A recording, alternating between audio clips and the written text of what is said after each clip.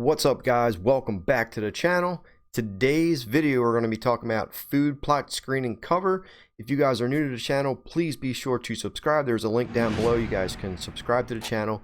Click that bell so you guys don't miss any videos in the future.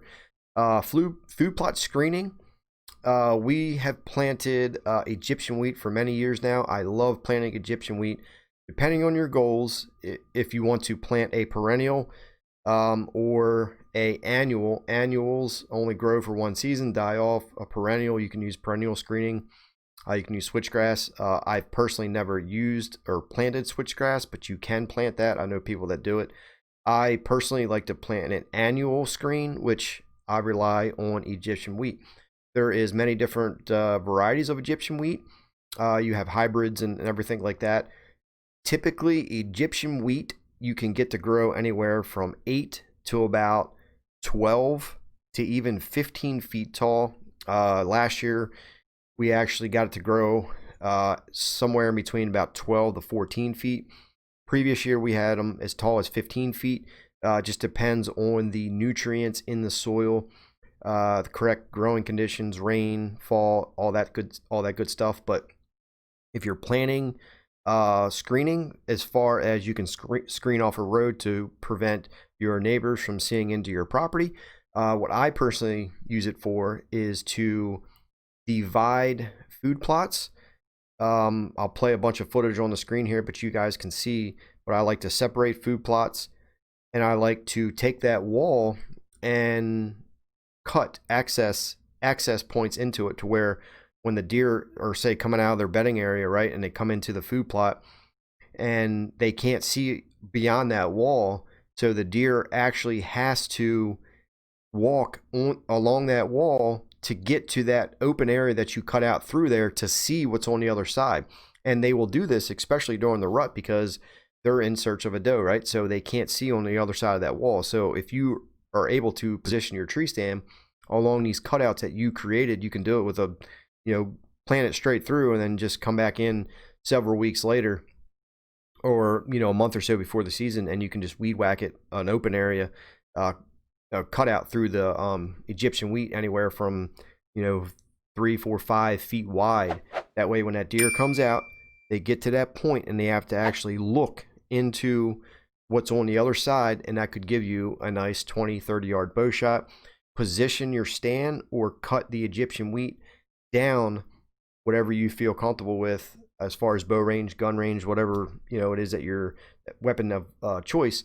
But screening divides food plots. It gives you access to and from your stands. When you are planting Egyptian wheat or any type of screening, I like to keep it about 10 feet wide. You can go wider. You can separate your food plots. You can divide your food plots in half and cut openings in it, as I mentioned. A lot of people use it for access points. We use that as well. We'll plant rows of Egyptian wheat 10, 12 feet wide, so where I can literally walk by alongside the Egyptian wheat. There can be deer in the food plot, and they have no idea that I'm there. Wind in your favor. You can get by, slip by a field, slip by an existing food plot, screen that off. You can get to the backside, wherever it is that you're going. But screening is so important, and I started doing this about 5 years ago, started using screening. But it's a very powerful tool when you're creating food plots because it creates edge. Deer are creatures of edge.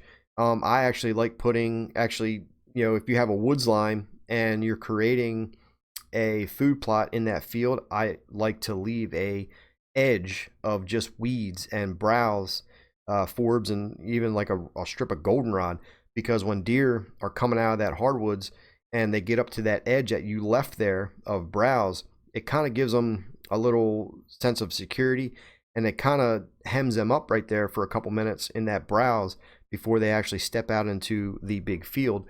And it's browse, so it's good for the deer anyway. So I like to create that, leave that edge there of browse, and then also create strips of Egyptian wheat for screening purposes. But check it out, guys. Plant it in your food plots this coming season. It's a very powerful tool. Use it to block your access off the plots, to separate plots, cut those holes in there, and you guys will see tremendous results with this. You can overseed Egyptian wheat a little bit. Don't go too much because it will crowd it and it'll shunt the growth, but go with the recommended rate that it calls for, and then you can step it up a couple more pounds just to make sure it's thick enough. Be sure to get a soil sample, make sure your nutrients are right in the soil, and you guys can grow, you know, Egyptian wheat 10 to 15 feet tall as long as the nutrients are right in the soil. If you guys have any questions about this video, post them down below, subscribe to the channel, and I'll see you guys in the next video.